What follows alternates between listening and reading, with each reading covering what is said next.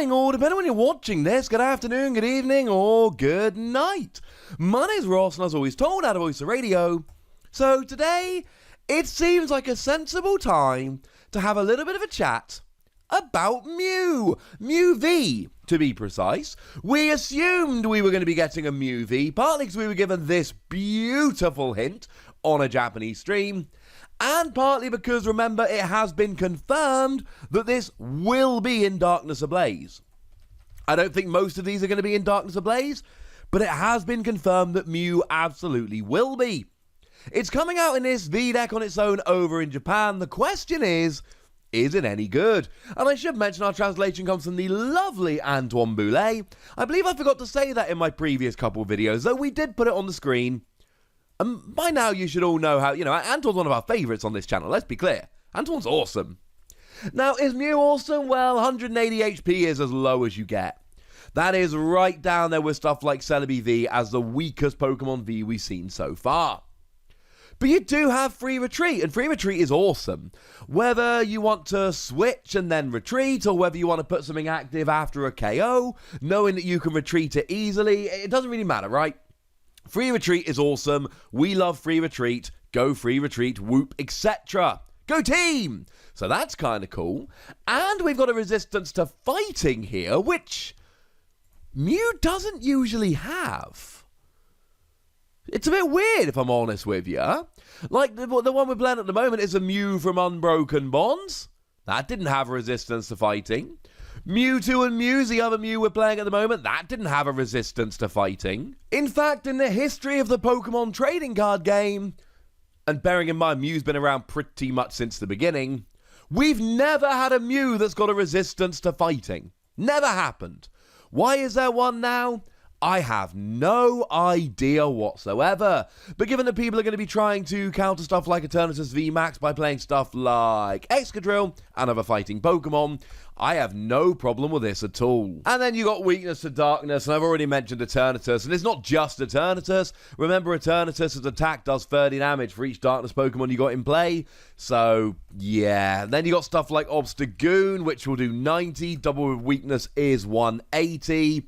I'll be honest with you, I'm loving the resistance. I am very much not loving the weakness here. And being a psychic Pokemon, I mean, the rotation's hitting you really hard. Mysterious Treasure to search you out, Spell Tag to drop damage when you go down, Malamar to accelerate energy, all rotating, Boo, Hiss, etc. But what does it do? Well, there's no ability, more on that in a moment. What we've got is one attack, and to be fair, like proper job over the top adorable artwork, which shouldn't be forgotten. And what this one attack does for 2 psychic energy, it does 30 damage for each energy attached to both active Pokemon. So you add up the amount of energy on you, then you add it to the amount of energy on your opponent, and you times it by 3 or 30, and that's how much damage you do. It's Victini. It's literally just Victini. Except Victini had 10 more HP and a first attack, but it had 2 retreat and it didn't have a resistance, so I don't know, call it a draw or something. The point is, this is weird. This is eerily similar to Victini V. Now, Victini V, 2 fire energy, 30 damage for each energy attached to both active Pokemon. Mew, 2 psychic energy, 30 damage for each energy attached to both active Pokemon. Here's the thing, though. Victini sees play. Victini's really good. Here's the other thing. Victini exists in a world where we have Welder.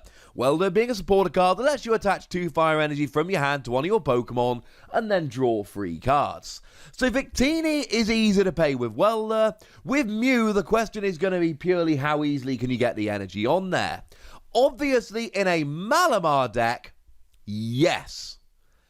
Outside of a Malamar deck, there is a question as to how easy it's actually going to be to get the energy on here in any kind of easy manner. And that's an issue, because this attack is really good. Like, really good. This just punishes your opponent for attaching too much energy.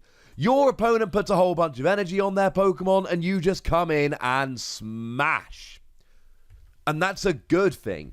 Bearing in mind, I mean, you take something like Mewtwo and Mew, because you are hitting Mewtwo and Mew for weakness. Still a good Pokemon, still sees a bunch of play.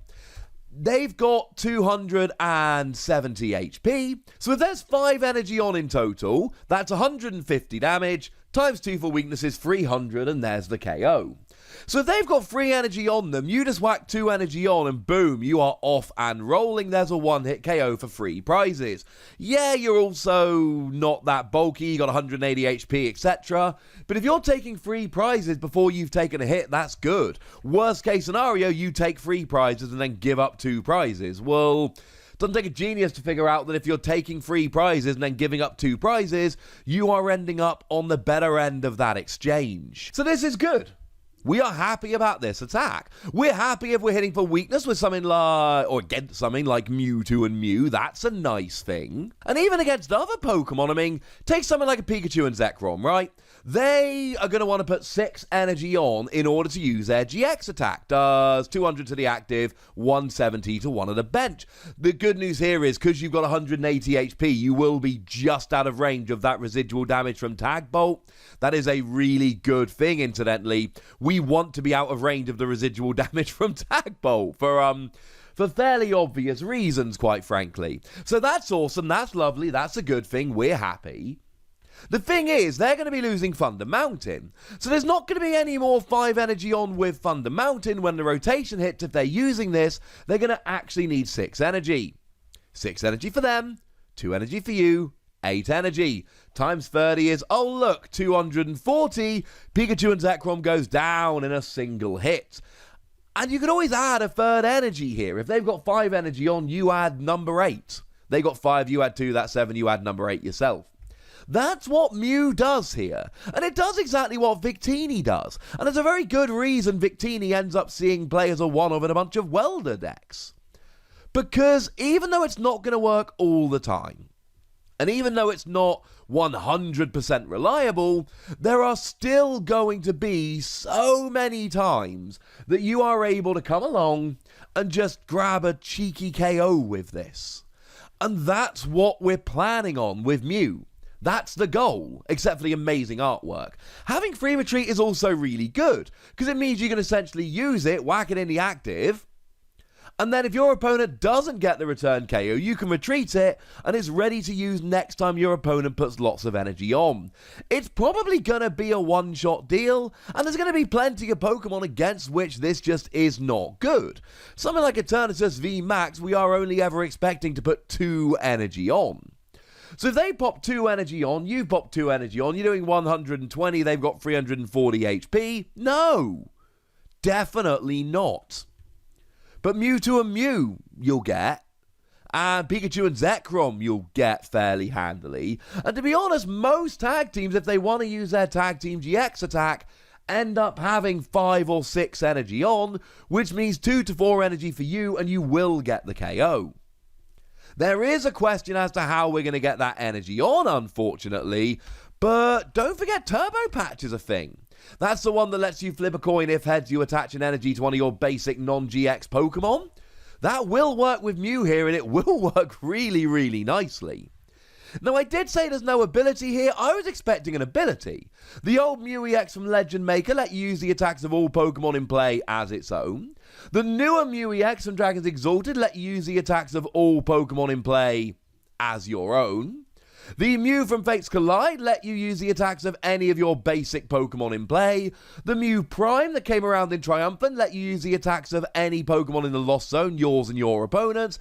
And Mewtwo and Mew let you use the attacks of any EX or GX Pokemon you've got in play or in your discard pile. The Chase Mew cards, and I know Fates Collide isn't really a chase card, but the Chase Mew cards tend to do this. This is Mew's thing.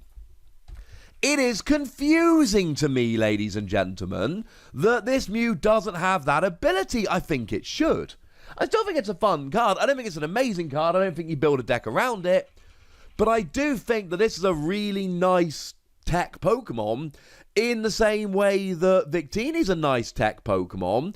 And at the end of the day, this is still a good way to take something down like Mewtwo and Mew. It's a great tech, and I'm giving it between 3 and 4 Wassies. We don't give half Wassies. That would be barbaric. I can see a lot of uses for this, and I do think we're going to see some play and we're going to see some love. But I'd like to know what you think. So let me know in the comment section, would ya? Go nuts, be nice. And then make sure you like this video, subscribe to this channel, follow me on Twitter at @TheWassie, and Twitch for some live action at twitch.tv/PTCGRadio. If you want to support the channel, get some bonus podcasts and all that good stuff, head on over to patreon.com/PTCGRadio, where you can do exactly that. But by far the most important thing, as always, look after yourselves till next time, would ya? Thank you very much for watching. My name's Ross, and you've been watching PTCG Radio.